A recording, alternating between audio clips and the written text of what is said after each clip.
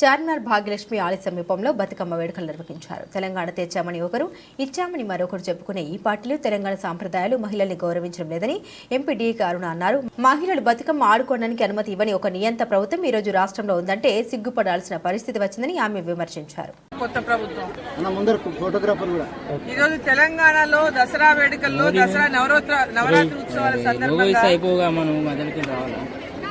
Bharatiya Janata party మహిళా మోర్చా అధ్యక్షురాలు ఈ పండుగని ఘనంగా భాగ్యలక్ష్మి ఒక అమ్మవారి యొక్క ఆవరణలో చేసుకుందామనేటటువంటి ఒక పర్మిషన్ కోసం ఇక్కడ బతుకమ్మ ఆడతామని పర్మిషన్ కోసం పెడితే పర్మిషన్ ఇవ్వనటువంటి ప్రభుత్వము తెలంగాణ కాంగ్రెస్ ప్రభుత్వం.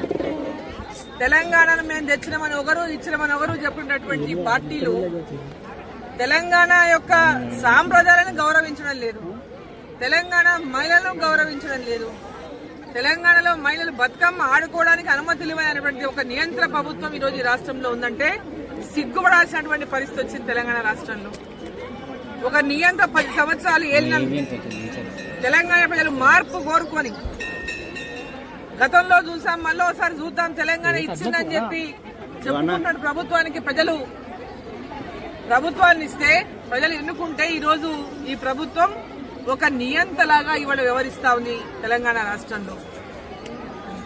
అసలు ఎందుకు దీనికి పర్మిషన్ ఇవ్వడానికి అభ్యంతరం వాళ్లకు? దీనికి కోర్టుకు వెళ్లి మేము అనుమతి తెచ్చుకోవాలన్నా? బతుకమ్మ ఆడడానికి కూడా బతుకమ్మ ఆడితే నష్టం ఏముందో మాకు ఇప్పటికి అర్థం కాలే. బతుకమ్మ ఆడడం వల్ల ల్యాండ్ ఆర్డర్ ప్రాబ్లం ఏమొస్తుందో మాకు అర్థం కాలే. ఇప్పుడు ఇక్కడ ఆడిండ్రు, వర్షం వచ్చింది, ఎవరైతే బతుకమ్మ ఆడడానికి కోరికతో వచ్చిన వర్షం వచ్చింది, వర్షం తగ్గింది, ఈ తగినాక కొద్దిసేపు ఆడుకుందామంటే నియమం పరిస్థితి. కోర్టు ఆదేశం 5:30 వరకే చేయాలన్న పరిస్థితిలో ఈరోజు వర్షం తగ్గింది, ఇప్పుడు కొద్దిసేపు ఇక్కడ ఆడుకోవాలనే కోరిక ఉంది అందరి మహిళల్లో, కానీ ప్రభుత్వం అనుమతి ఇవ్వలేదు. కోర్టు పరిమితి 5:30 వరకు ఇచ్చిన పరిస్థితుల్లో తప్పనిసరిగా ఈరోజు వర్షంలోనే కలిసి ఆడి ఈరోజు మహిళలు అమ్మని గౌరమ్మని బతుకమ్మని పూజించుకుందామని ఈ యొక్క అమ్మ భాగ్యలక్ష్మి అమ్మవారి యొక్క ఆవరణలో అమ్మవారి ముందు బతుకమ్మ కార్యక్రమాన్ని నిర్వహించినటువంటి నేపథ్యంలో ఈ రాష్ట్రంలో ఉన్నటువంటి ప్రభుత్వం అసలు ఎందుకు మిమ్మల్ని ఎన్నుకున్నారో ఒకసారి గుర్తు తెచ్చుకోవాలి. మీరేం గొప్ప ఘనకార్యాలు చేసినందుకు మిమ్మల్ని గెలిపియలేదు, వీళ్ళేదో ఘనకార్యాలు చేస్తారని కూడా గెలిపియలేదు. గతంలో ఉన్నటువంటి టీఆర్ఎస్ బీఆర్ఎస్ ప్రభుత్వం మీద వ్యతిరేకతతోన వాళ్ళ నియంత్ర ప్రభుత్వాన్ని, వాళ్ళ యొక్క రాక్షస పాలనను, వాళ్ళ యొక్క కక్ష సాధింపు యొక్క పాలనను వ్యతిరేకిస్తూ ప్రజలు తీర్పిస్తేనే కాంగ్రెస్ పార్టీ అధికారంలోకి వచ్చిన విషయాన్ని గుర్తుపెట్టుకోవాలి కాంగ్రెస్ ప్రభుత్వం. వాళ్లకంటే ఎక్కువ ధోరణిలో ఈరోజు కాంగ్రెస్ ప్రభుత్వం పోతా ఉంది. వాళ్లకంటే మించిన నియంత్ర పాలన ఈ రాష్ట్రంలో ఈరోజు అమలు చేస్తా ఉంది కాంగ్రెస్ పార్టీ. అమ్మవారి ఏదైతే ఈ దసరా వేడుకల్లో మనం అమ్మవారిని పూజించుకుంటామో, దుర్గాదేవిని పూజించుకుంటామో, అమ్మవారి ఆగ్రహానికి గురి కావద్దు ఈ కాంగ్రెస్ ప్రభుత్వం అని చెప్పి నేను కోరుకుంటున్నా.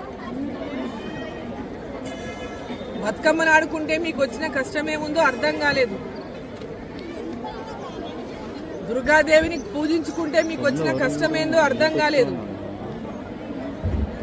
ఈరోజు అమ్మవారి యొక్క ఆగ్రహానికి ఈ రాష్ట్ర ప్రభుత్వం గురి కాకుండా ప్రజల యొక్క ఆకాంక్షలను, ప్రజలను ఒక గౌరవమైనటువంటి పరిపాలనను తెలంగాణలో కొనసాగించాలని చెప్పి నేను కోరుతా ఉన్నా. అసలు ముఖ్యమంత్రి గారి భాషను చూస్తే అసలు ఒకరిని పోయి ఇంకొకరిని తెచ్చుకున్నట్టు. గతంలో ముఖ్యమంత్రి ఉన్న కేసీఆర్ గారి యొక్క మాటలని ఆ రోజు అందరూ కూడా ప్రతి ఒక్కరు వ్యతిరేకించినటువంటి వారు, ఒక ముఖ్యమంత్రి గారి మాట్లాడేటువంటి భాషను కానీ మాటలు కానీ ఈరోజు వారిని మించి ఇప్పుడున్న ముఖ్యమంత్రి మాట్లాడుతూ ఉన్నాడు.